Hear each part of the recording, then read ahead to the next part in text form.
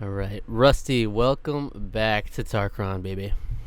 How's it Thank going? you for having me back. Thank you for having me back, Zach. I'm so pumped because for Survivor 41, we did kind of this hype episode talking about all the cast. We did a whole draft type of deal. It was a lot of fun, and we didn't have the opportunity to reconnect and do a 41 review. So, Yeah. 42, you and I didn't even do a whole lot of texting throughout the course of the season. We really have not talked about it at all. Hmm. And I don't want to spoil my thoughts yet, but I think it's going to be a good time to kind of share our raw reactions and thoughts about the season, favorite contestants. There's a lot to break down, Zach. A lot happened in this season. Yeah. I'm ex- I mean, yeah. Let's not forget that I did win that draft, by the way. So Erica was the winner, and yeah, I did pick you it. wouldn't like to live that down. Erica was like when I did my draft with my family. Erica was my first draft pick. Like she was the first person I picked, or maybe yeah, I think she was the first, and then she was like second or so in our draft. But But yeah, that was interesting. And then we'll have a lot of comparisons to make between 41 and 42 because obviously Jeff's in love with the idea that, oh, they played this, they didn't get to see 40, what happened in 41. So, Oh my! For the number of times he broke the fourth wall this season. Come on, Jeff. Relax.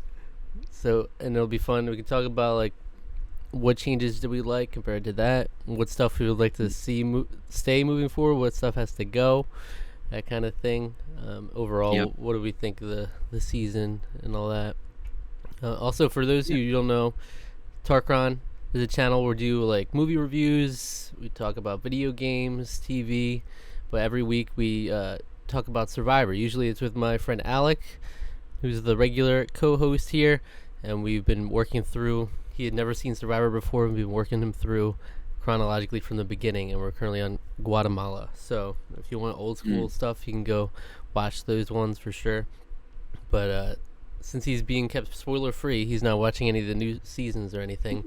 So my friend Rusty here will join me for these kinds of things, and it'll be fun because I didn't get an outlet to talk about it much. Like I did my thoughts on each episode throughout the season. If you want to watch those, and I did for 41. I actually did reactions to each episode too. But That was good. it'll be fun to go in depth here for the 42 review. Absolutely. All right, so overall, what are your thoughts? I'd like to say that actually, I've heard like people talking about the season, and I was kind of surprised at how high a lot of people have been putting it. Like, I've heard people say top 5, top 10 season, you know, and I didn't really think about it until they started saying that. But I'm like, I mean, I could see it, I guess, but it just surprised me that some like the hardcore Survivor fans in like such a twisty era of the show would put a season this high. But I can see that it definitely has an amazing cast. It has some great moments. There's some really great elements or moments of strategy. There's some great character moments. It Yeah. does have a lot to it. And the winner is an interesting winner, not when we're not like the typical mold for a winner. So, and even Yeah. the final two. Um, for me, I was like, I liked Mike a lot throughout the whole season. I was always rooting for him, So good. and he was just a fun character to watch. And then to have the oldest person that season and the youngest person in the final two, that was really cool. Yeah. If Mike had won, he would have been the oldest winner ever, actually. So, Final two, Zach. You seem to be excluding a very important person who won final immunity. that's right. Romeo with the clutch final immunity win, which spoiled all my plans. Honestly, I was thinking like, if Jonathan had won that final immunity, that's like the only chance for Mike to win. Is if he had potentially sent Mike against Marianne in fire making, and then Mike beats her there, then Mike probably Yep. wins. Yep. But yeah, getting specific to the final episode here. But what are your thoughts overall? Fantastic season. So if this is the first time, folks that are listening to Tarqaron and seeing me, I give a brief history of my, Survivor watching history when we were talking about 41. So I grew up and kind of stopped around Guatemala. I remember watching season 1 in Borneo live. Stopped around Guatemala just because my family just went on to other shows back then. But it was really in 2020 when the pandemic started that I saw it was on Paramount Plus, Amazon Prime, whatever. And I asked my wife, I'm like, you got to start watching Survivor with me because this is my favorite show growing up in terms of reality TV. She was totally against the idea. And I was like, all right, let's start with this season called Pearl Islands. Bear with me, watch an episode, and if you like it, we'll keep watching. If not, we won't continue watching the show. 39 seasons of Survivor later that we binged over the course of many, many months. She fell in love with the show, reignited my love of watching the show, and it also really inspired me to start sending in audition tapes because I want nothing more to play the game Survivor at this point. So, little brief history for me. So, there's a season here or there, I guess, not all 39 seasons. There's a season here or there that I haven't seen to completion. But for the majority, or for the most part, I've watched all seasons of Survivor. So going into this, my expectations were in check just because, 41, I wish we would have had an opportunity, Zach, to do a 41 in review. We can't really rely on that in our thoughts because we didn't talk about it so much. But 41, I'll talk to that really briefly and then get into my thoughts about 42. Because I think 42 is above and beyond such a better season for so many different reasons.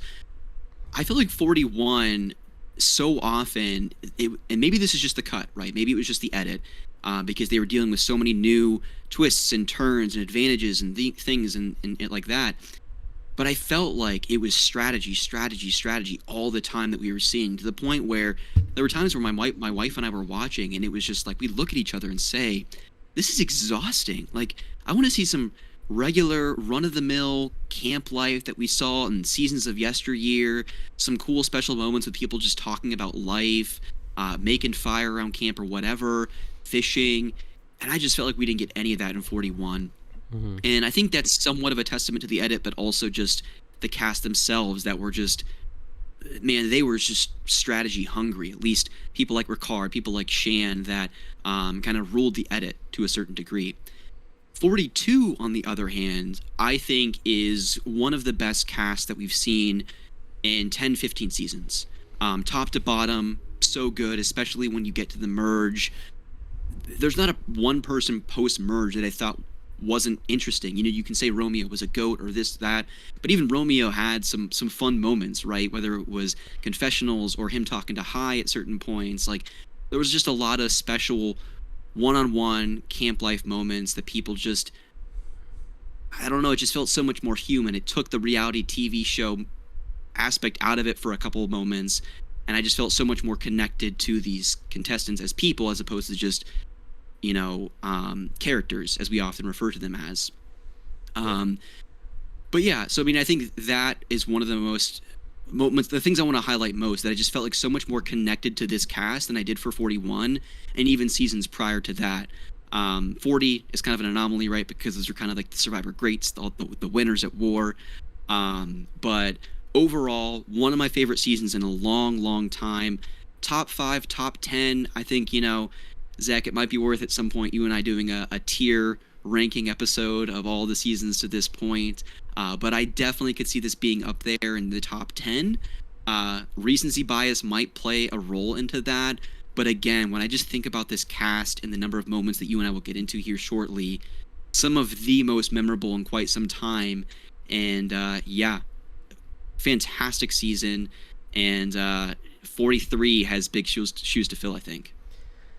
Yeah, and it's interesting because I think the cast, it worked out coincidentally where most of the least interesting cast members were voted out pre-merge. Actually, kind of worked out. Yeah.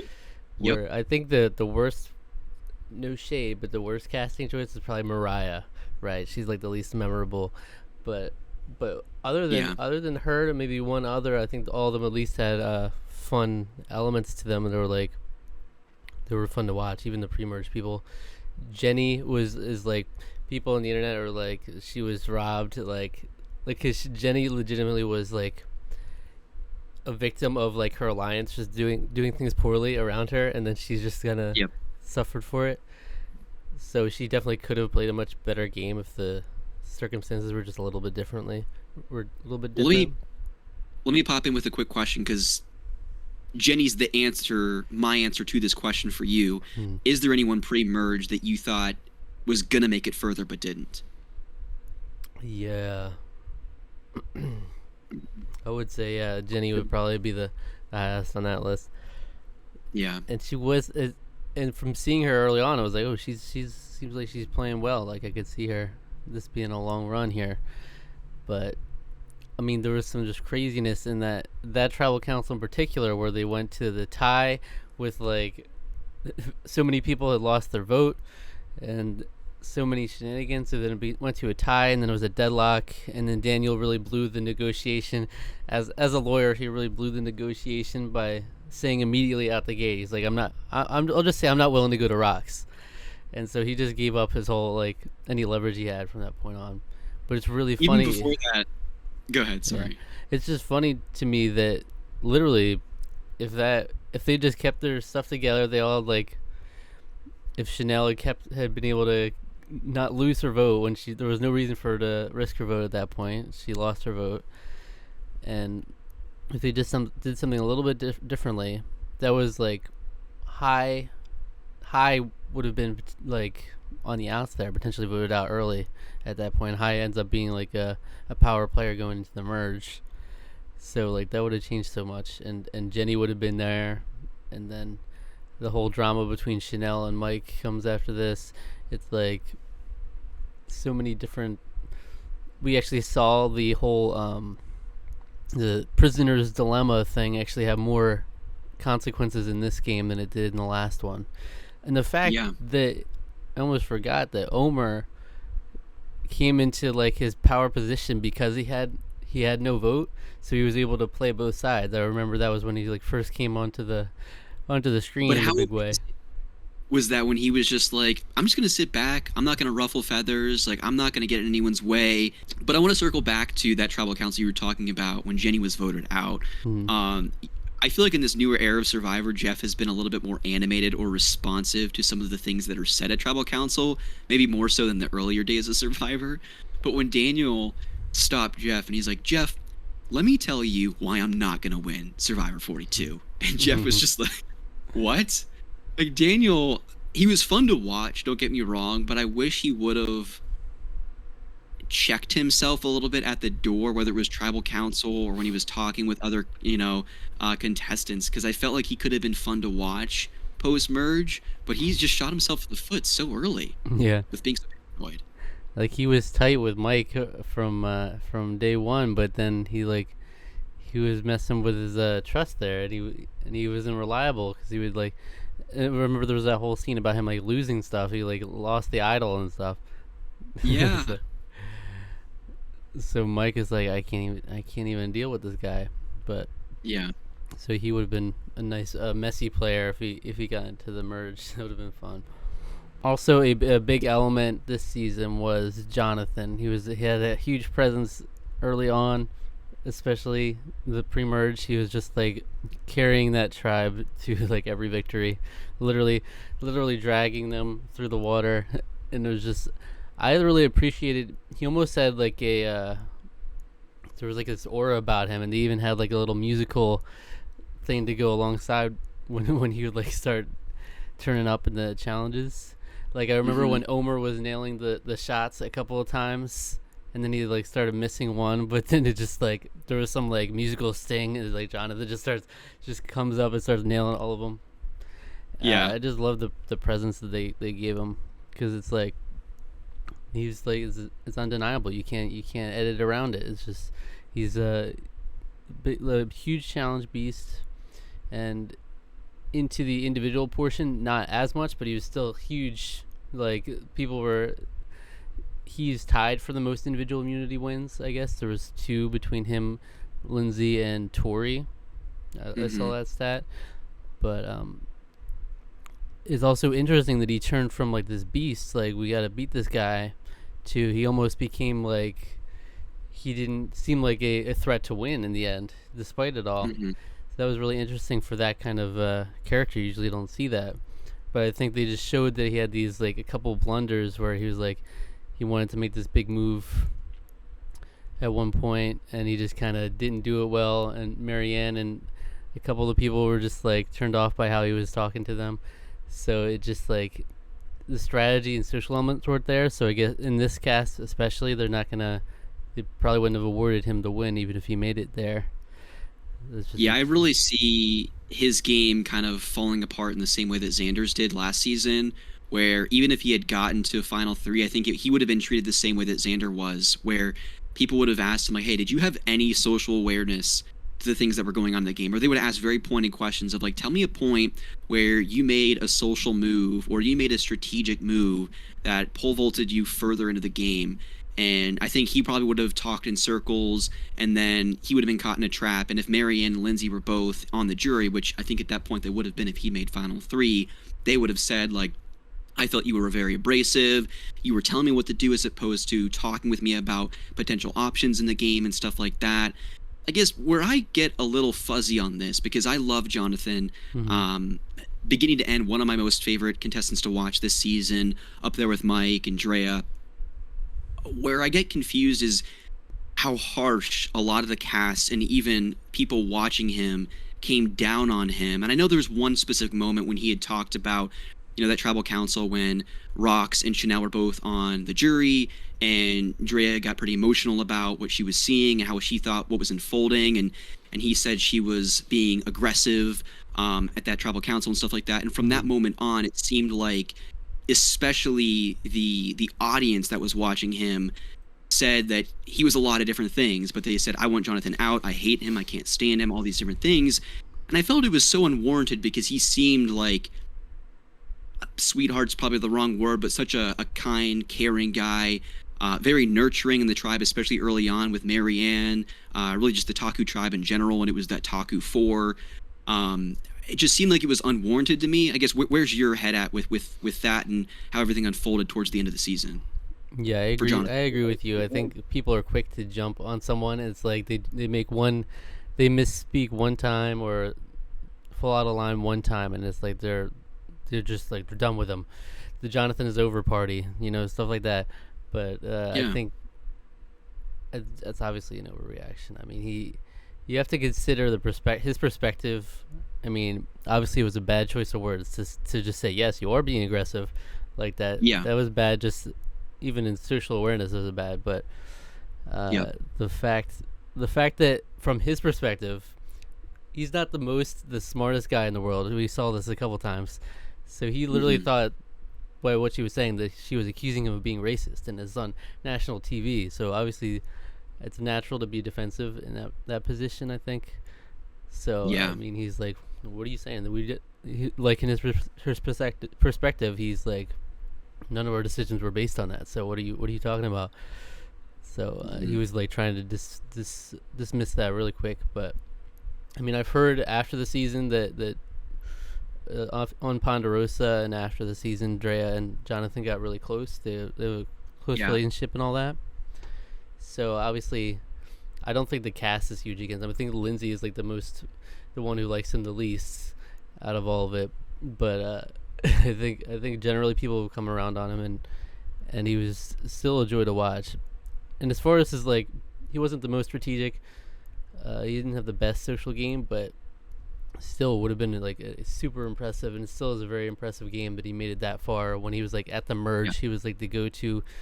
Just need to vote this guy out because he's the threat, and he made it that far with his alliance. So it's impressive nonetheless. But if you made that final tribal, it would have been still a super memorable game for sure. Yeah. I mean, because I remember watching the cast interviews before the season started. There was like 1.5 minute clips of who they were, and he's like this dude from Alabama. He has the world record for 100 or 10 pull-ups with 100 pounds on his back and all these things. I'm like, he's out 3 or 4. He's gonna be one of the first people out, man. He's gonna come in there. He's gonna be, you want to use the term aggressive, like he's gonna be the guy around camp just bossing people around. Even if he's a challenge beast, they're just gonna vote him out, and they didn't. I think that's a testament to his game and what he was able to do. But yeah, and I think that's good for like moving forward. The people of that archetype would have a better chance, because literally, I think if you just had a slightly better social strategic game, he would have been a real threat to win then. Because he Yep, I wasn't even agree. he wasn't even like dead in the water until closer to the end. Like people were still trying to get him out. Even Omer, when he got voted out, he was voting for Jonathan. They wanted to get him out of that spot. So, like, if he had just done a really good move there at the end, that would have been all it takes. Because it shows in recent history, especially this new era. It's like all you can be under the radar the whole time, and if you just make the right move at the right time when you need to, then that's what people remember. And then that's What? the case with Marianne. Yeah, and I just using Marianne as kind of like the example here with Final Tribal and her confessional or her how she answered and responded to questions. I don't think if Jonathan makes it to the end, and again, I think if Jonathan makes it to the end, Marianne does not. But if Jonathan does, I think he had wasted away so much. I don't think he would have been able to articulate his responses in a way that the jury would have rewarded him with the million. Even if, like, I thought Mike going into Final Tribal was the most deserving based on the game that he played, that at least that we as an audience perceived based on the edit, Mm-hmm. right? I thought, in my opinion, Mike was most deserving of the win, but Mike couldn't own his game in a way where the jury was going to reward him to the point where even in that after show, I think it was like 2 or 3 people that were just like, yeah, I was going into Final Tribal ready to write Mike's name, but because of what Marianne said, how she said it, and the idol and all that kind of stuff, like Marianne won, and I thought deservedly so. But I think if Jonathan was in the Final Tribal seat, I don't think he would have been able to articulate in a way to affirm his game in a way where the jury was like, "Yep, exactly. I needed you to say it. You said it. I'm Yeah, rewarding you the million." it's funny because yeah, like you said, from our perspective, we can see, or a lot of us might think Mike had the better game going into it, and people have said that he's like the likely was going to be the likely winner, and that's what the jury said based on how they were like responded in the after show. They went in thinking they would vote for him, but almost in a way, he was not the likely winner going in the whole time because he was never going to own his game in that way because he just never saw Yeah, himself that way. There's a certain exactly. self awareness that you need to have for to actually be able to seal the deal. Because like Mike's a super honest person, you can tell that. So he just genuinely thinks that he's playing a different game than he's actually playing. So that's inherently Hmm. a flaw when you're gonna present yourself at the end. That's why I think it would have been a super interesting. Now thinking about it, if it was Mike, Jonathan, Romeo, final three, Yeah. there's an opening there. If Jonathan can like actually own up to his stuff in a better way, he could sneak in there and get that win too. Like He could if have. I Yeah. mean, obviously people you'd have much more of an uphill battle because people would be are eager to vote for Marianne as opposed to being eager to vote for Jonathan. You know, Marianne is Hmm. just already likable. Jonathan wasn't as likable to other people, so he would have had a lot more work to do. And like Yep. they would have looked at Mike, and he would have been the likable guy in that spot. So they would have been probably more generous to him there. But I would have liked to see that final tribal at least. It would have been interesting to see. Yeah. Maybe Romeo wins that spot. Yeah. Both of them can't own up to their games in a way to sway the jury, and Romeo just steps in and is just like, It's like cursed oh, that would alternate have been timeline. cool. Look, Romeo is interesting because he actually had a pretty strong pre-merge. Like after seeing him in the pre-merge, I was like, oh, he's in a good spot. I could see like almost a winner edit here. But then like we've never seen such a dramatic turn from like being in a good spot, being a good player to just being like he lost all agency and he was just like he had to do what he just had to scrape by, coast however he could from then on because he had no power. Well, and no power and like no physical strength. I mean, he went out there weighing next to nothing, and then he had talk about weight being wasted away. He whittled down to who knows how many pounds. Certainly under 100, I think. He probably went out under 100, but like, um, I mean, how deliberate. Like the producers edited him just sitting by the fire, huddled around, just like scraping rice from the Yeah. bottom of the pan. I mean, it's somewhat comical sitting on the couch, but then also sad to see, he just had nothing left in him. No gas. Yeah. So what will be interesting going into 43 is what players take away from it, because the meta recently seems to be. I mean, the last back-to-back winners were like pretty under the radar players who like just kind of like turned up at the end when they needed to. Marianne, literally, Drea says at one point, like, we all knew Mike was playing from the beginning, but we didn't know what Marianne was doing, so there was a bigger question mark there. So that almost put Mike at a disadvantage, the fact that they knew he was playing the whole time, so that Marianne could come in and surprise them with what she was doing, and they'd be like, "Oh wow, okay, let's vote for Marianne." Well, one thing that's interesting and it might be fun to double click into is just tribal councils this season in general and how different it was from any season that we've seen to this point. And the one tribal council in particular I want to double click into is the Do or Die tribal council, where, everything that led up to that point, Lindsay Jonathan, we can talk about that in a second. But when Dre was voted out and how she just went down the line and pointed at every single person and said, Mike, you're guaranteed to win. Like, if you're in a final three, like this, that, the other. And then she's hugging everyone and screaming and crying. And then I think she even, like, snuffed her own torch or something crazy like that. I don't know. It was bizarre. They broke the Survivor mold more so than they've ever done to this point. It was a fun exit. But I'm kind of in disagreement in some points when Jeff is saying, like, this is, like, the ideal way for Survivor to be played, is everyone is a good sport about it at the end, and like I like that sometimes, but once we get to the point where that's every tribal council, I think it's not as fun. And I like to see the raw reaction of someone just like brutally betrayed and hurt by the experience, not like a blind side and they just got the smile on their face. I want to see some hurt feelings out there sometimes. It's not all sunshine and rainbows, right? People dream about playing Survivor for forever, their entire lives. And so you did get that feel that it was just like, oh, we're just out here having fun and we're all playing fun and games. And it's just like, you're playing a game for $1 million is what you're playing, right? And I did like that particular tribal council. It was fun. But I do agree, like, you do kind of want to see some vindictive comments in the final tribal council where it's just like, I can't believe you did this to me. Dating back to earlier seasons about, you go back to Survivor Season 1 when Sue, like, yelling at Kelly of just, like, the cat or the snake and the mouse, like that whole thing. Because looking at it now, I'm like, it was back to back. It was High had an exit where he was like, oh, that was good, guys. Wow, great. And then Drea had that whole exit, and then Omer was like, he was cheesing when he was like, Marianne, did you do it? And she's like, yeah, I did that.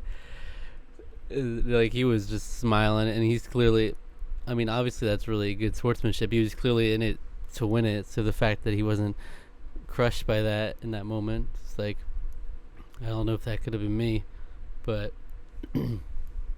well, especially if you're playing as good a game as Omer was, knowing full well that if you survive a couple more nights, like, you're pretty much guaranteed to win the game, right? And I feel like for Omer, he was at that point. I don't think he really ruffled anyone's feathers in a way where anyone on final in the jury at that point would have come after him in a way outside of just praising his game, and then for that to happen and Marianne to blindside him just kind of just like nudge her on the shoulder and just be like, good one, and they just walk up. But what we didn't see, and I know we're kind of all over the place here, but Ponderosa, Zach, what happened? So did you hear about the whole controversy about Omer's Ponderosa experience? I heard some things about Drea calling him out on certain things, but and that might have been the reason why we didn't see any of the Ponderosa episodes. But if you have more details, please, what happened? I don't know if that's why, but Omer basically in his deep dive he did with Rob Has a Podcast, he apparently talked about how it was like a really rough experience. Like, when he went there, he was basically being accused of like taking out the people of color in order to like help the people like Jonathan, Lindsay, like the white people.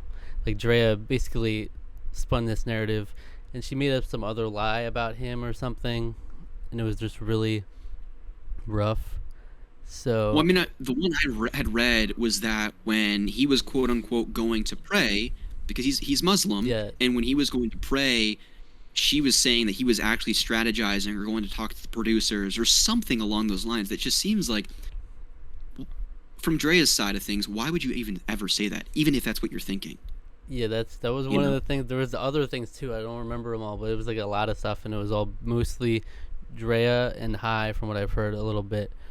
But like that made me lose a lot of respect for Drea for sure. But because that was like, and that would have been rough because considering that now, that would have been if Omer made it to the end, we might have had to deal with a rough final tribal council for him then. Can you imagine though? I mean, if those types of conversations were talked about, I don't want to say that's like a Jeff Varner incident, but to have no grounds or evidence to bring up something like that at Final Tribal, I almost feel like Jeff would step in and just be like, "What are you talking about, Dre? Like, what? How is this helping you to understand who you need to vote for at this Final Tribal Council?" Right? Yeah, I mean, and there was one thing I wish I had remembered it, but there was one thing specifically she talked about in the game about him lying about something. But then, like the show, if you watch the show, it like actually disproves what she was saying. It was like clearly a lie, but I forget what it was. So it was clearly like not. It was like malicious, and that's not fun. I don't know if that's why there was no Ponderosa, but if it were just coincidentally, but that would have been rough because. And then people were talking about like the whole jury thing. It's like an ideal jury is like you wouldn't be able to talk to each other the whole time because like imagine Drea spreads this lie about him and that like poisons the whole jury against him. I feel like that's not okay. So people were talking about that as like, well, that would have been a shame.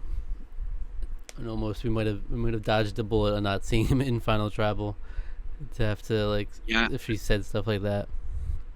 I never thought about that, but yeah, that's really rough. That's unfortunate. And I did enjoy in the previous seasons where they would always have the Ponderosa, everybody's little Ponderosa video when they go in the jury. Yeah, no, it's great. I mean, to not have that this season was such a bummer. Yeah. Such a bummer. And remember almost completely forgot that at the start of the season Jackson just got taken out of the game. That was wild. That was a very weird, like something you never seen in Survivor. Like Jeff's full on just talking about like you didn't disclose this medical information, so you got to be removed from the game. Well, and especially like how he was going into too, like everything that you have to do as a contestant on being on Survivor. I mean, they broke the fourth wall on this season more so than they've ever done. But that in particular, when he was walking through, like, you know, you go through this psychiatric assessment or whatever. We have to understand all the medications that you need to be taking, so on and so forth. But yeah, that how all of that unfolded, and then Marianne's response to it too. That Jeff was like a little surprised. That was yeah, it's pretty intense. That was a shame because he kind of just took up a spot there, but he seemed like he would have been a fun player to watch too. Really would. Like I mean, his story was really special too. I mean, unfortunate with what happened to his mom, but how it brought him closer to his dad and all that kind of stuff. And yeah, that was unfortunate to see him go as soon as he did. But yeah, that's it's always weird when that just kind of interrupts the flow of the game when something like that happens. But that was right out the gate. That was the first elimination. Day three evacuation. Like what?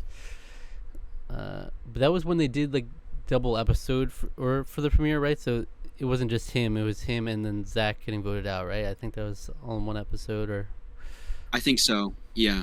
So it was we at least got a vote out in the episode. That's good. So what else?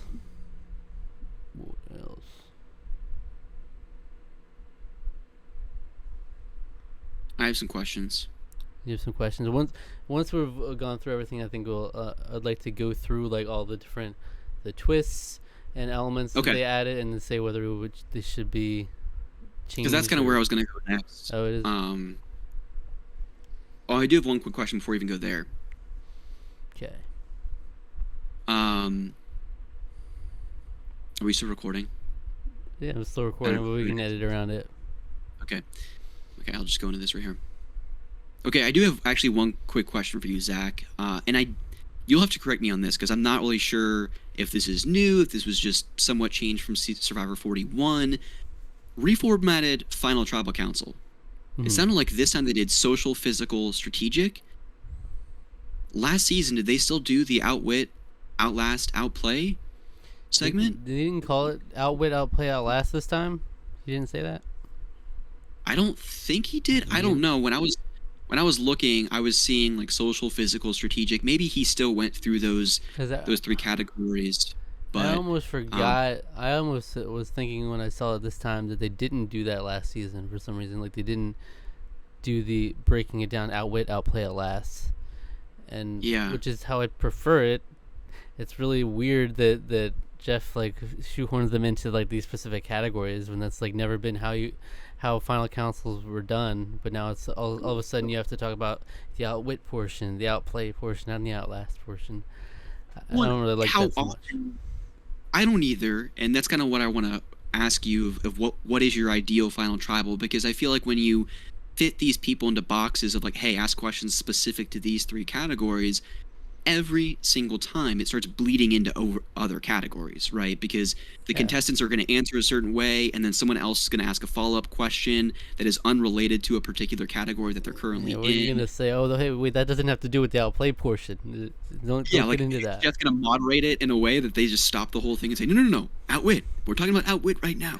So would you prefer them to go back to the 1v1 so each person goes up and asks individual questions, or do you like the open forum style?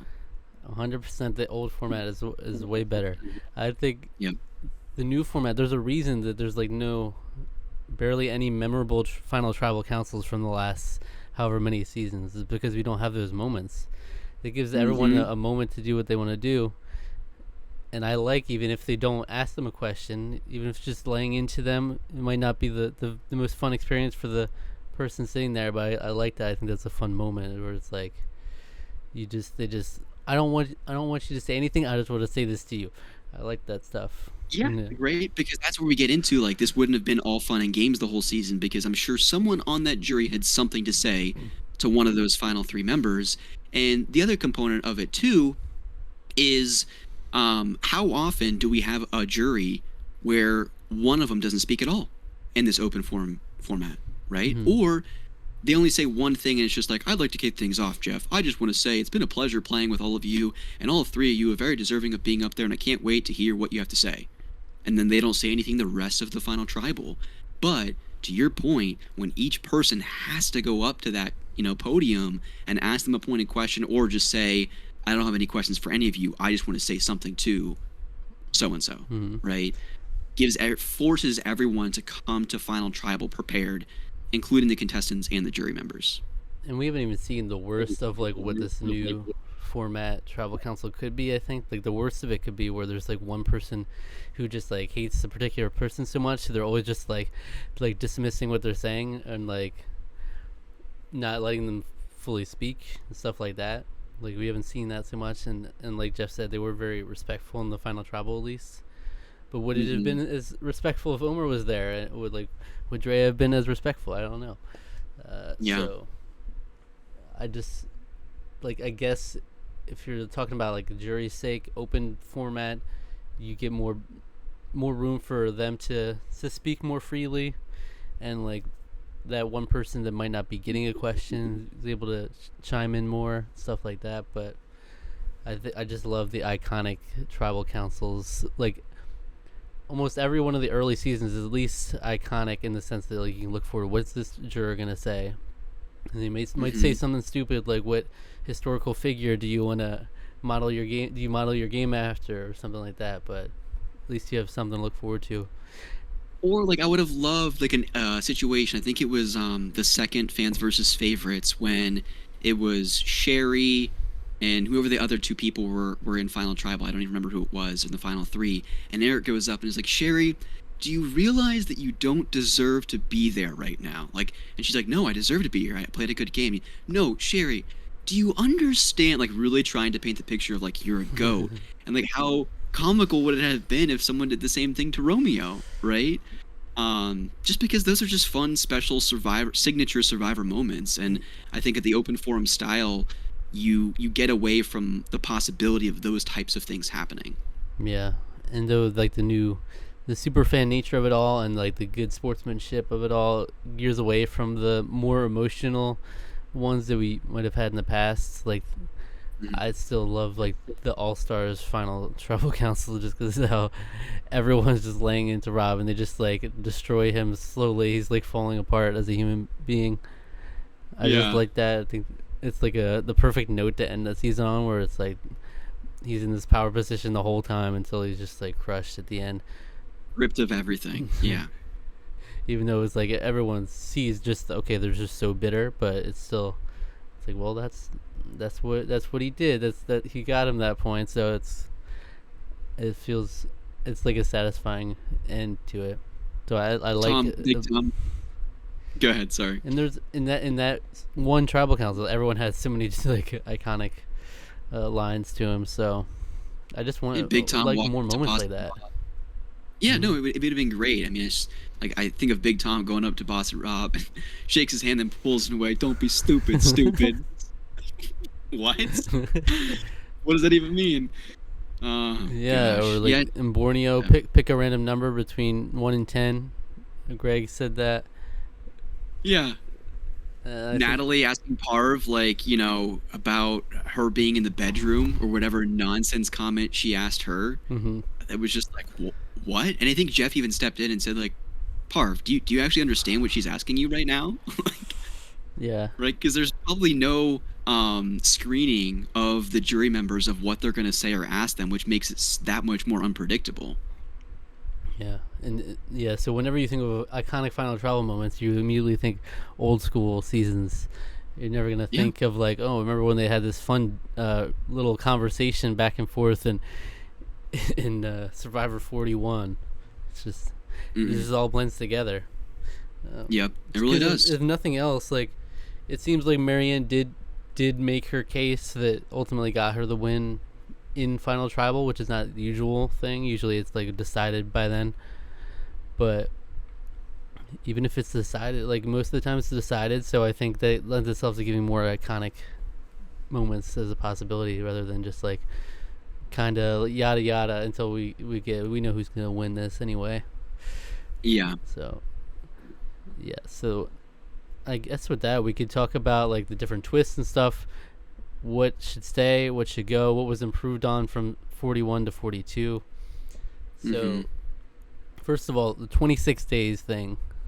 Do you have a problem with that? Still, there are some people that still can't like. She still can't sleep at night. It's 26 days, not 39 days. I think as an audience member, it's difficult for us, and maybe this is party of one here, it's difficult for us to really see the difference, right? Because the contestants are the one that are living either the 26 or 39 days out there. I think if they were to go back to 39, then that radically changes the amount of food they're given, right? Because for 26, there's a reason they're not given rice. Because for 39, they need that to be able to sustain themselves those 39 days, whereas 26, yes, it's more challenging, but there's a less of a need for food than what you're getting for 39. So, I mean, I think they'd radically have to shift the game back if they went to 39. But, I mean, correct me if I'm wrong, but, like, we're not getting any more or less Survivor necessarily with the 39 days, right? It's more just the contestants that have to stay out there longer. Yeah. And there's this feeling that it feels a lot more fast-paced because they're, like, voting people out much quicker than you would usually. Yeah. Which I think that does kind of translate the last couple seasons. It does seem a lot more fast-paced. Yeah. And like people aren't as emotionally attached and things like that. But I think it's fine. It will probably always bother me that we went 40 seasons as 39 days as the iconic thing in the beginning, and now suddenly it's just 26. And there's no intro or anything like the original seasons either, so it's kind of weird, but it's fine, I guess. It's fine. This is the era we're in, is the fast-paced Survivor anyway. Yeah. I mean, I don't think while Jeff is still the host in this new era, we're going to go back to 26. I think it would take a new host and really shaking things up, going back to 39 days, introducing more twists, whatever those are. I would like to believe in a post-50 era.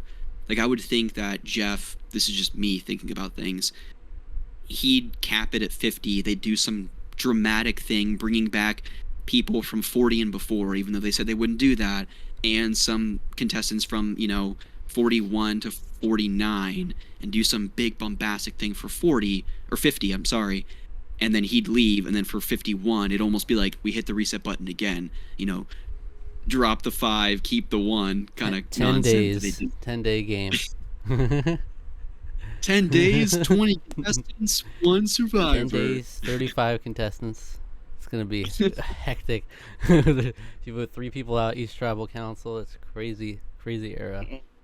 Gosh, yeah. Okay, so one of the advantages was the advantage amulet. Okay, this is the one where 3 people had a part of the amulet. They could either use all 3 of them to get an extra vote. You could use 2 of them to get a steal a vote, or the last person can use it to get an immunity idol. Mm-hmm. I don't like this one so much because you're never gonna see. It's like fake. You're never gonna see all 3 cash in on an extra vote. Extra vote has never been that valuable, especially when you have all 3 of them left. There's probably gonna be a lot of people left in the game, and then to go up to a vote steal as if that's like a huge difference. It's not really at all. So it just feels like an arbitrary thing to like stir some conflict against each other. It's like, oh, you should turn on each other so you can get this advantage. Also, the way it was introduced was literally, it was just the players who were picked to perform the second leg of this first reward challenge just happened to run into this. It's not like they earned it. Yeah. It's just like by luck of being the person doing the second leg, you get to experience this. I don't like that at all.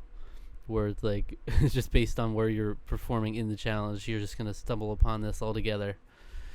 The only benefit as an audience member for how that played out was just how comical it was, with High like spraying blood all over himself, him running back, and Lydia being, I think it was Lydia, was like, "Is that blood on you?" Yeah, don't worry about it. And then they just like kept moving. But yeah, no, I'm with you. I didn't really see any significant payoff in a way that made the game better or more exciting or interesting. Though it is interesting that the 3 people who got it ended up being like actually have an impact on the game. It wasn't like one just didn't end up going anywhere. It was High, Lindsay, and Drea. They all made a pretty deep run at least. Yeah. But I just don't like stuff like that where you can start getting into weird like advantage amulet. Really, we've gone too far down the advantage train, and now we got amulets where you can activate them at different points and combine your advantages and all this. That brings us to the beware advantages, which were, first of all, the ones where you have to activate them with the silly phrases. Now, I think they're fun. They're definitely fun. It was a lot more like fun how they presented on 41, I think, especially with Xander and the butterflies and all that. Mm-hmm. But I mean, the classic case of the with the bunny in the what? In the mailbox? Bunny in the mailbox. Bunny eating dinner in the mailbox or something. That was Marianne's. And then potatoes have skin. I have skin. Am I a potato? Mm-hmm. And there's such grace in the game of soccer. It makes me cry. That was Mike's. I think they're interesting, but I think this is where it has to end, right? You can't do it again. It's just a 41-42 thing. I could see them, though, still doing like a 3-way immunity idol that's activated by some other thing. Maybe it's not saying a phrase at a reward or immunity challenge. Maybe it's you have to sit out on a certain challenge or something, right? They'll think of something in those Survivor board meetings, but I still feel like they're going to continue the trend in a way where it's not as public, where you can say, why is that person, uttering some nonsensical phrase?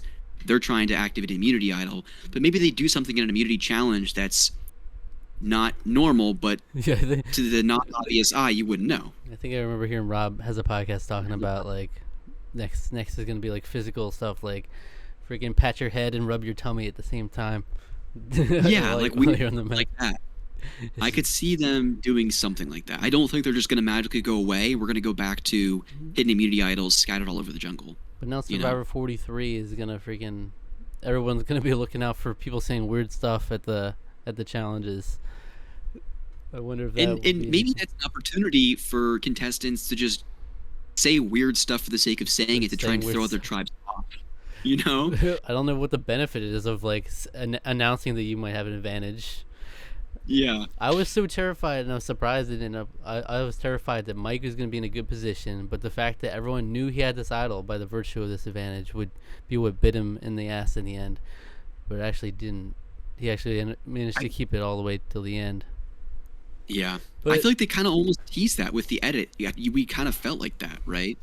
But yeah, so that's another part of that, is that by the nature of them doing that, almost everybody knew about who had the advantages. It was the same in 41 also, because like once like you tell the people in your tribe, then they know, like when the other people see the phrases, okay, those are the two other people with the advantages, and then in the other tribes it's the same way, so everyone knows who has the advantages. So it's like a different way of dealing with the idols than before, where you didn't know, and it's kind of interesting the last two seasons having just everyone has open knowledge of who has the idols and whatnot. But yeah. that's why I thought, like with Mike, I thought it would be the same as with Nasir, where no one was looking at voting out Nasir, but he was like, oh, well, he has an idol. We did the split tribal, so let's get him now. He'll never see it coming. Yeah.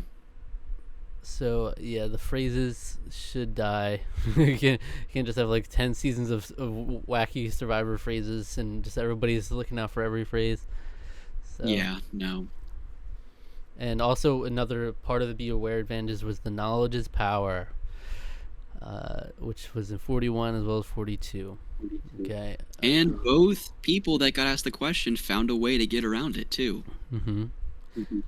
But the problem is, like, these advantages are only effective in when they're being thwarted. If these advantages work as they're intended, I feel like it's negative in terms of entertainment. Like, I feel like in both instances, you know, Xander gets taken out, gets his idol stolen. Freaking Mike would have gotten taken out from this stupid knowledge is power advantage if like he wasn't tipped off about it.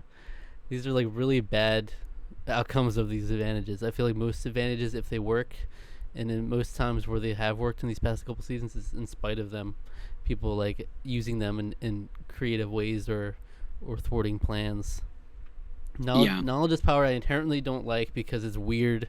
It's just weird to say they have to tell the truth because I know who has the advantage. It's kind of the antithesis of Survivor to say you have to tell the truth and just like, yes, I do have an advantage. You can take it now. Well, and especially too because I think at one of the tribal councils, maybe it was the one where Drea played that advantage when Jeff was like, "I know who has idols," and it's just like, again, this breaks the fourth wall of like the producers are feeding Jeff information. Yeah, before right? he always claimed he never knew anything. You know, this was always what he used to say. Yeah, so it just, I don't know. I don't like that because it almost takes the audience members out of the experience a little bit where we're always going into challenges or tribal councils thinking that Jeff has no idea what's going on. So all of his questions are authentic and he's just trying to probe and get an idea of what's going on at camp. But him saying that now makes us believe, oh no, the producers are giving him and feeding him information all the time. So he knows the buttons to press. He knows who to ask what questions to start revealing things that the contestants themselves don't want to be revealed. And you know what's even worse about it and why it's being applied in the last two seasons is because by virtue of the beware advantage, you have to say these phrases which makes your idols public. So there's no knowledge is power. Everyone has the knowledge. You just have the power to take their idol because it's public. Everyone knew Mike had an idol. That's the only reason she knew. Oh well, he's the only option left to take his idol. So it was an easy, I know he has it, so I'll do that. And if she didn't tell Omer, she would have been able to do that. But and luckily that was a fun episode. That was big. Omar's big move, which I mean ultimately ended up putting him as the next one to go as that threat. But that was a fun move just because of him like going against it. He had a lot of options he could have done there. Like he said, he could have took Mike's idol, wasted Dre's advantage, and voted out Mike. Still, he could have done a lot of different things there. But ultimately, I like the outcome we ended up with. But so that's where the advantages become fun when people start messing them up and stuff like that. Yeah. But knowledge is power. I don't want it. Stop with the weird. I just don't like the weird extra stuff. Like, I feel like you better. Yeah. Go ahead. Jeff, I feel like, does not have faith in his own game anymore. It's like the game works on itself. You don't need to have all these advantages, and we still have more. The fact that we still have more advantages to talk about. It's interesting. The more you inject these types of things, I feel like the more like artificial the game becomes, and I don't like that direction for the show. I don't like that direction for a game that I so desperately want to play. I know I'm not going to be able to go back to the days of the first 20 seasons of Survivor where it's just hidden immunity idols and that's about it. I know we're never going to go back to that, but the more we continue to stretch ourselves or stretch the game to get further and further away from not only what it used to be, but what I would even describe as the game of Survivor. And that's disappointing to me, No, it's injecting more randomness into it. That's the problem. Yeah. It's like you think you're safe, but who knows when someone's gonna say a wacky phrase and then steal your idol and then uses a steal vote and get, I don't know. There's too many options now that you can't account for all of it. Especially like these early tribals where people were losing their votes. It's like there's like 2 votes and like the whole alliances are messed up. But did you hear about the idol nullifier? I thought I heard a rumor about someone had one, but it was never we never saw it in the show, and then it never came up in Tribal Council. Who was that? Omer had an idol nullifier that was never seen, but he apparently planned on using it on Mike to get him taken out at the last chance he could use his idol. Oh. So we missed out on that, which guess what? If that had aired and happened like he intended, that's another worst case scenario of an idol nullifier. That's what happened with freaking Island of the Idols when Janet was like, she was like the one shining light. Like if Janet could make it to the end and win, that would like make the season, like it would help the season a lot, after everything we've been through. But nope, idol nullifier. Get her out of here. The fan favorite, taking out idol nullifier. Imagine Mike gets taken out by an idol nullifier at Final 5. Oh, Twitter would be lighting up Jeff Probst and Survivor CBS account. Like that would have been. I hate brutal. The idol nullifier. I think, again, it's just, it's never good. It's never a good. Like if it actually is successful, it just seems to be making things worse every time it's introduced. It was okay in David versus Goliath when they first did it, when they had a big moment with the nullifying Dan's idol, where he's like bing, all that. That was a fun moment, but still, it doesn't feel right. It doesn't feel like no. The idol's the one get out of jail free card, and you're gonna nullify that. You can't account for all this. Like if you have an idol, it's like that's the one thing you can rely on. If I get the hunch that the votes are on me, I can use this. But it's like, oh, but what if someone nullifies my idol? Well, I guess there's nothing I can do. There's too many asterisks to existing advantages. Just too many. There's just too many. Mm.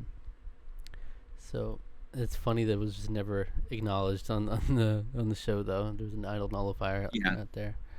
That's when you know you have too many advantages. You just don't show someone when they don't come into effect. Yeah.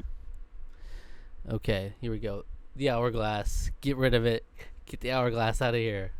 Stop it. There's only so many times. Literally every time we're gonna hit the hourglass. It's not a decision when you're saying, I can switch the people who are safe. This group of people, I can switch it to this group of people. The only thing is, I'm currently on the group of people that's not safe. I could switch it to where I'm in the group of safe people. You're gonna do that every time. The only positive about this advantage is getting to know whoever gets sent to that island a little more about them. Getting an insight into Erica, getting an insight into Roxroy, and having their like little, flashback moment. Those are special, but you can find a way to make those a part of the existing show.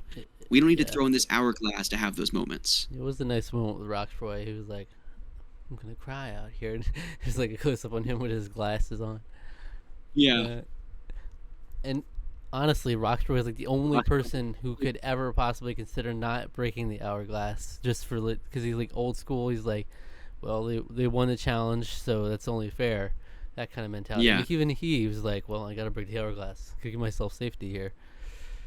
I mean, the fact that it's not a real decision, if you maybe please don't bring the hourglass back, but maybe if they bring it back, they'll do like, you're not a part of it, your safety isn't, like, you're just safe and you're deciding which group is safe, like, do you want to undo the challenge? But the way it was done in 41 was awful, and Danny was rightfully mad that they were lied to in saying that they won a challenge, they would give them immunity, and then it was taken away from them. But at least they modified in 42 by saying that there would be a consequence to who you sent alone on this idol, and you could switch into their place, or at least there was that. But still, I think with all of these twists and turns and advantages and bewares or whatevers, I doubt that moving forward they're just going to completely get rid of a lot of these. I think they're just going to continue to try and iterate on them to make them more meaningful or special. But as we've said at this point for all the prior ones we've talked about, I'd really prefer to either just keep them or get rid of them. Continue to iterate on them and try to make them more interesting for the audience members and the players. It's just not going to work for me, especially this one. But look, Survivor 42 is an amazing season, even in spite of this. But if you keep doing it, it's going to get worse and worse. Like, there's already this feeling that, like, 42 was like 41 part 2. There's like the follow-up to the same advantages or the same things you didn't get to see the other players experience. But if you keep doing this 43, 44, 45, and you have like 6 hourglasses in a row, you got all the do or dies, it's all going to feel the same after a while. It's like it will. And to your point about, like, it was still a great season despite the twists and turns. If, as we've been talking about to this point, if these nullifiers, these advantages got the people out that we loved, fan favorite people, contestants, then we'd be having a different conversation right now, right? And I'm not even done. Like, the next thing I want to talk about is do or die. In both instances where the option is to do or die, if the person died, the whole drama of the episode is gone, right? Like this season, if Lindsay just died, we wouldn't get the whole exciting vote that was to come that episode. Yeah. So it was just that we lucked out and she was safe. Then we were able to enjoy it more. The only thing that was interesting was the fact that in this season, only her and Jonathan opted to go in the challenge, which is more what I thought would happen in the first season, because I'm like, there's no way I'm risking going into a challenge where literally your fate comes down to a game of chance afterwards. If you're the first one out, especially the first season where it was like a balance thing, and it's like, it's so finicky. Sean was out in like seconds. Yeah.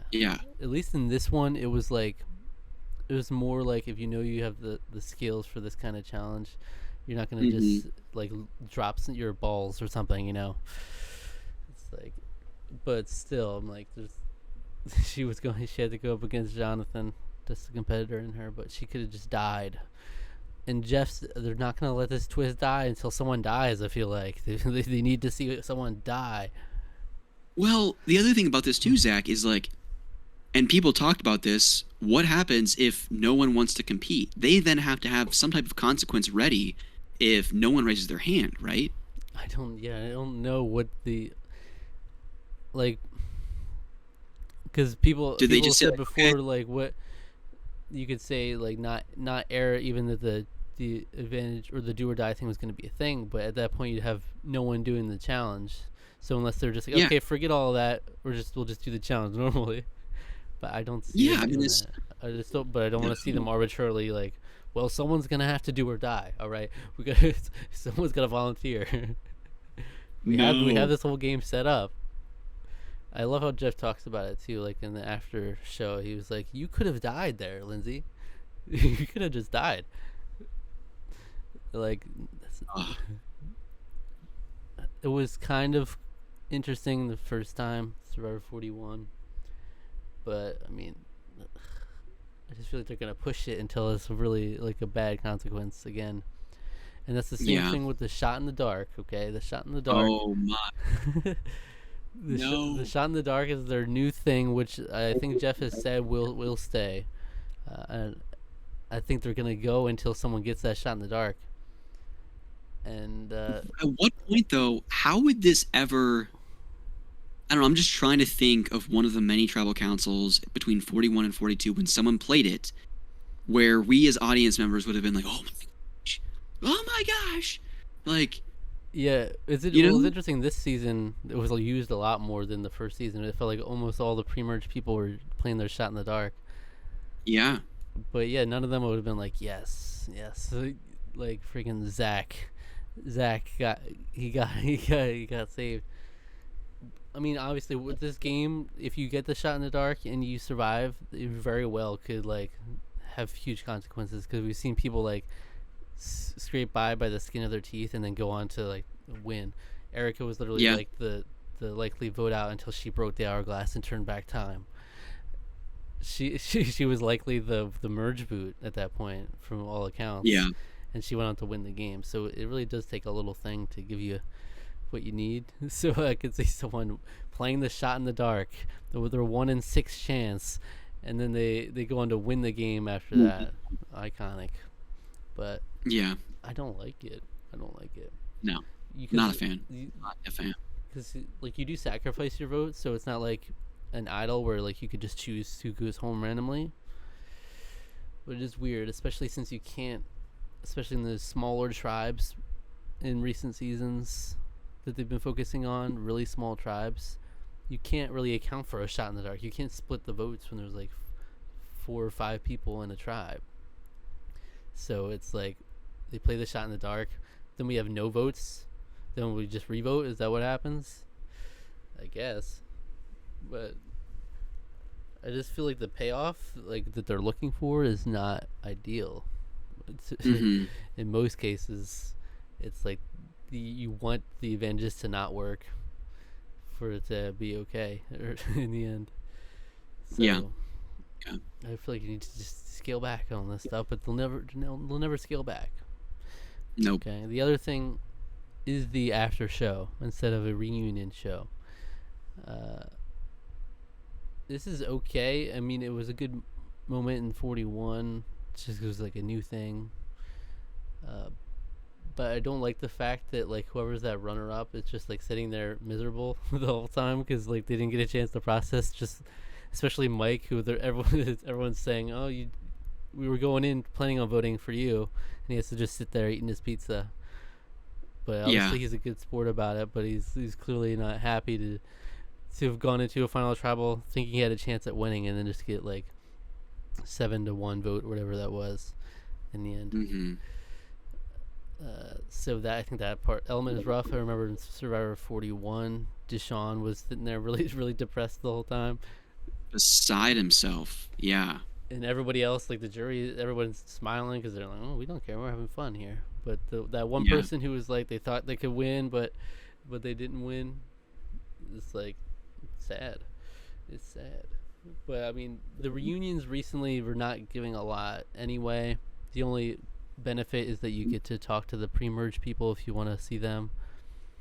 But Well, and this is more so this season probably than 41. Again, I'd have to watch 41 again, but there's probably not many, if any, pre-merge that I'd want Jeff to ask questions of.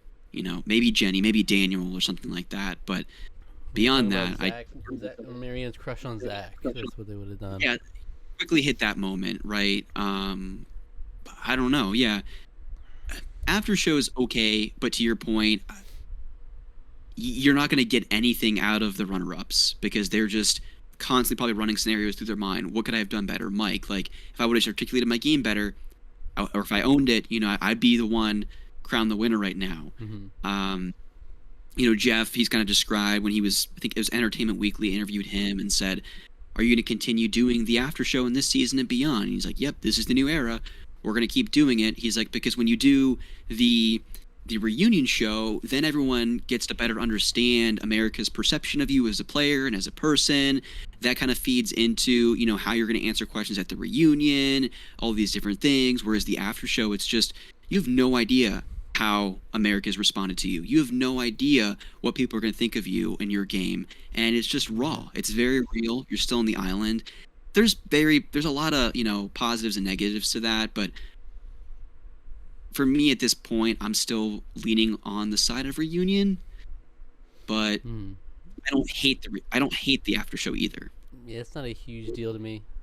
The I like the votes being read on the island. I do like that because when you go to Yes. the reunion, like they pretty much know who's won at that point. Mm-hmm. So I like the genuine reaction.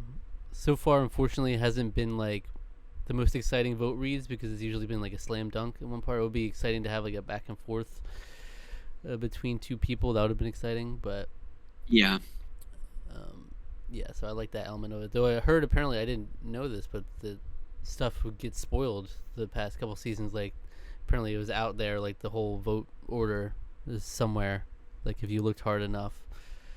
Oh, interesting.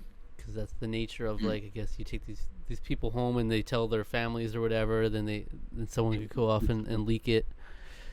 Um, but luckily, when I would look on Reddit and stuff, it wasn't like easily visible. It wasn't anywhere to be found. But Yeah. that's the only thing you have to navigate.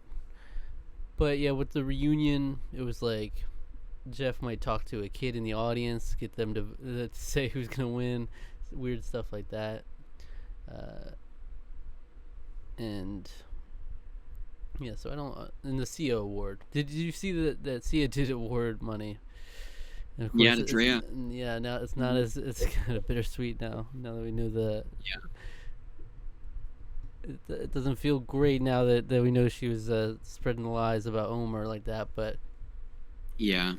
I was fine with it when I first heard about it. But I'm like $100,000. That's how much Mike won for getting second place. I'm pretty sure. Yeah.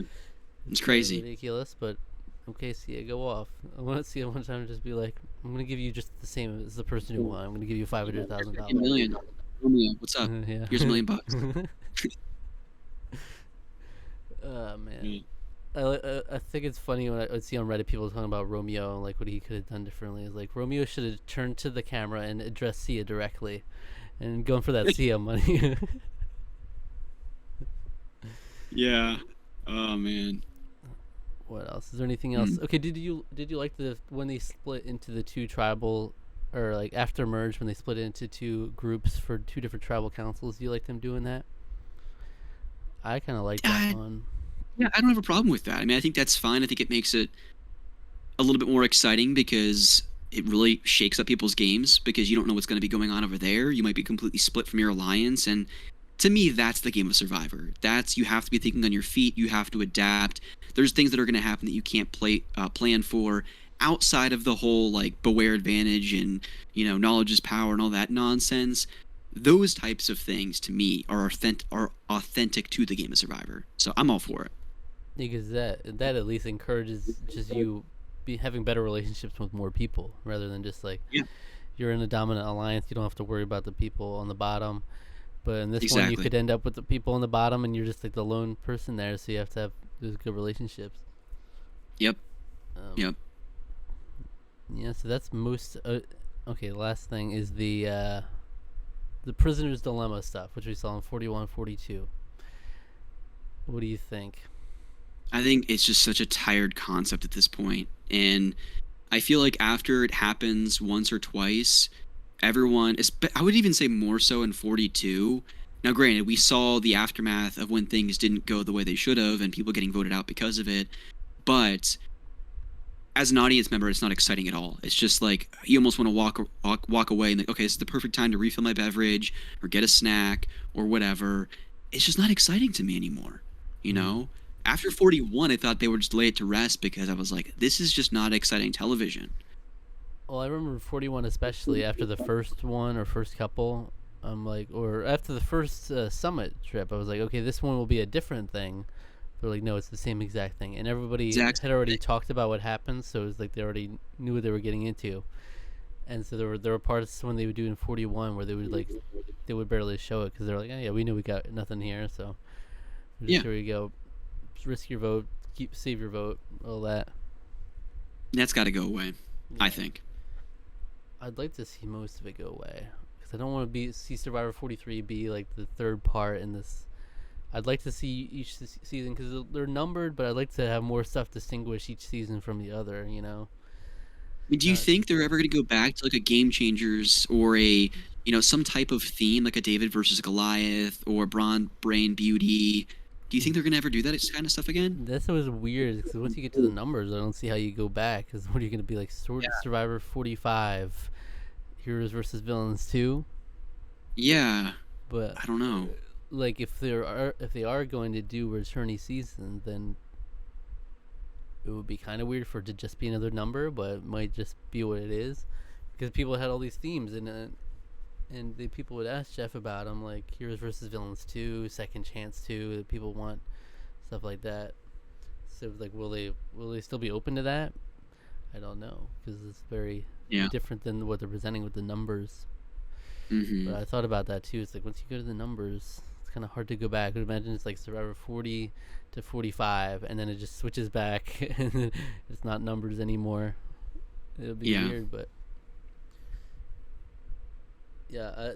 And people were talking about when will there be potential returnee season, like maybe Survivor 46 or something, because they think they're just casting up until 45, but they haven't said 46 yet. So people are thinking maybe 46 will be a returnee season. But I could see it. It's just interesting how they handle it because they made it so much like this is a drop the 4, keep the 1. So are they going to dip back into the players that didn't get a chance to play again? What would be really interesting is like a fans versus favorites, or like old school versus new school, right? So if they brought like 8 people back from 41 to 45, and then they brought 8 people back from like, let's just say 30 to 39 or something along those lines. That could be really interesting, I think. Because you have all returning players, but from different eras. Because we didn't get returnees other than Winners of War. We didn't get returnees since like Game Changers, right? So that's a lot of seasons there that they never got to come back, and there's some great players there.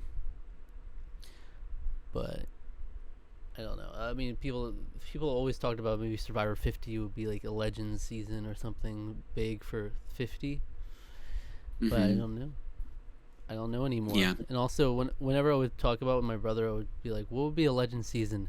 And when I'm thinking about the cast, it's like I think most of the cast would also be the cast of Winners at War, So I feel like it's a lot of them playing again.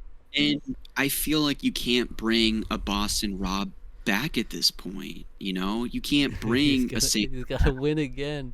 He's got to win again. I don't. They're getting too old, and I also just don't think they're really. I don't think they're really interested in playing anymore. I mean, they're not too old. Like, I mean, Sandra, Boston Rob, they can come back and play, but I just don't know if their heads would be in the game enough to really even want to play. Because even many of them have been vocal on social media or interviews or whatever that it's just not a game for them anymore. They love watching it, but to play it in this new era. Imagine, Boston Rob and Sandra and all of them playing with the freaking shot in the dark. Boston Rob's like, I'm gonna play my shot in the dark tonight, Jeff. I'm really on the outs here. This is rough. Yeah, I can't imagine that, But who knows? Just like could happen. Just like, Tyson, do you have an idol? You have to tell the truth. Straight out of The Godfather. It's like, and they're saying wacky phrases too. Yeah, I'd love to see that. Oh my. No, but Sandra did say she would play again. Sandra also played in Australian Survivor recently. Did you see that? I saw that. That's pretty crazy. She apparently made it to day 16 again. I think I heard that. Where that's the day she went on Game Changers and Winners at War was day 16. Wow. But I heard she was doing pretty well. But inevitably, that's the only problem with these players. Is just like on Winners at War, inevitably your reputation is gonna be too much to overcome. Boston Rob, like on any season, will always be a threat, no matter how many times he could get like last place a couple seasons in a row, and there'll still be like, Boston Rob, we gotta get him out. we gotta let him play. So that's rough. Like my ideal Survivor world is that you could just be able to play without people knowing who you are. Like if Boston Rob could just play without people knowing his previous games, that would be fun. But unfortunately, the freaking statue made out of your head and all that. So. Oh my. But yeah, Survivor Legends season would be Rob, Parvati, Tony, Sandra. Like these are already all people in Winners at War. You know, most of the people I consider legends would be winners. Otherwise, it's like Sari, Rupert, and these are all people who've also played together in Heroes versus Villains. So, well, and it'd be cool too if it wasn't just like legends. What if it was legends versus insert something here, whether it's new school players and it's 41, like can you imagine Ricard and Boss Rob going head to head, or I would say more so Ricard versus Tony going head to head, you know? I think that kind of stuff would be more interesting than just an entire legends thing. oh yeah, I don't know. And I remember someone asking Tony if he would play like a legend season after Winners at War, and he was like, "Yeah, I'd do that." Yeah. like Tony's target has skyrocketed now. He's like probably the greatest player ever. So I can't imagine like you even having room to play when you have that much of a legacy. It goes back to Winners at War, right? Where no one's gonna award Sandra a winning season 3 times, right? So keep her to the end If because he got there, they might have. yeah, they might, but that's the argument. That's the line you have to toe of like, are they really gonna award that person 3 wins, especially if they don't do anything the whole season except sit on the sidelines, right? But Sandra, she always found a way. So. And Sandra was like actually doing good, and she got herself out by giving that freaking idol away to Denise. In that season, she was doing good. So I would have liked to see her in the merge, but still, and especially for a player like that, where Sandra has such a reputation and also can't win challenges, like you're gonna be vulnerable every step of the way. It's gonna catch up to you. Oh yeah, no doubt. So. Well, Survivor 42 overall, I think it was a joy to watch. Even though we talked a lot about how I don't like a lot of the advantages and twists, but it's crazy how, in spite of that, it's still a great season. I don't know if it's a top 5 or even top 10 season for me. I can see why people might say that. Yeah. Marianne is a fun winner, even though it's not the winner I was rooting for going into it. I liked Mike a lot, but still fun, and it's still interesting to look back on. It's another one of those winners where she was on the bottom in her tribe. Like if her tribe had gone to another tribal council, she probably would have been voted out. But by virtue of Jonathan carrying their tribe, then that became like the one tribe that stuck together. All 4 of them from that tribe. They were there all the way till the final 6, but then they got only one of them into the final 3. It ended up being a one of each tribe in the final 3 too. So that was interesting. Oh yeah. Romeo from Ika, Mike from Vati, and Marianne from Taku. Yeah. Stuff. But Omer was a lot of fun to watch as like the strategist. Like Hai was originally like the guy, but then Omer, it became clear like, okay, he's the real strategist here.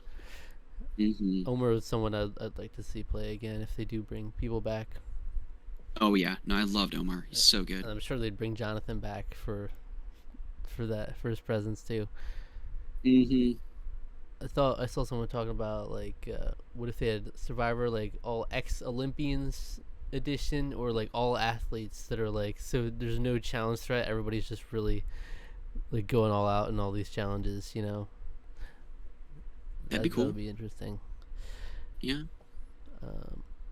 So Survivor 42 somehow much better than Survivor 41, but still has some work to do on the advantage department. I would agree.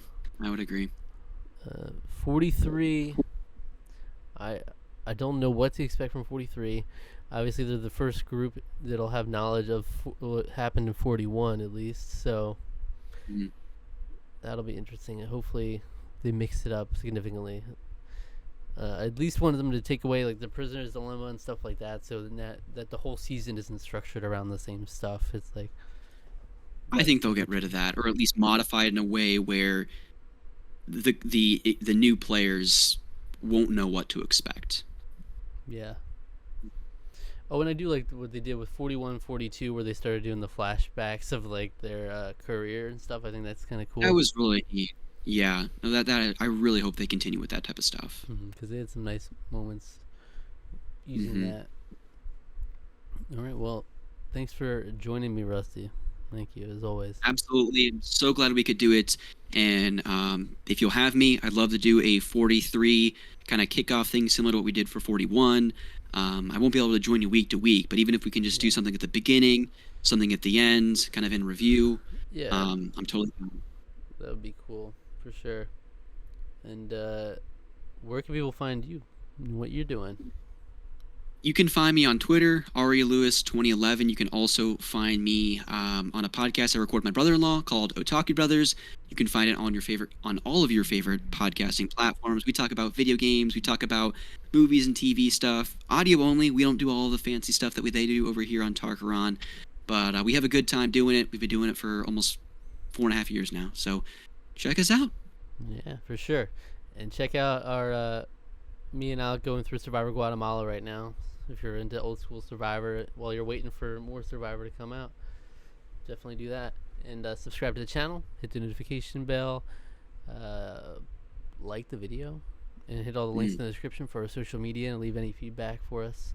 All right, what video would you recommend our viewers watch after this? I think that you should go watch something that I still have some homework on because I haven't watched it yet. Go and watch the Tarqaron All Stars 3, a Survivor simulation. Those are always really good fun. Yeah, so that's where we do. You might be familiar with Brant Steele, where they run Survivor simulations. So you put in certain your own cast, whatever you want to put in there, and so we do that based on the whole last year of things we've talked about here on the channel. So that's always fun. And me and Alec are thrown in the mix as well, so you get to see how we interact. So yeah, check that Good. out for sure.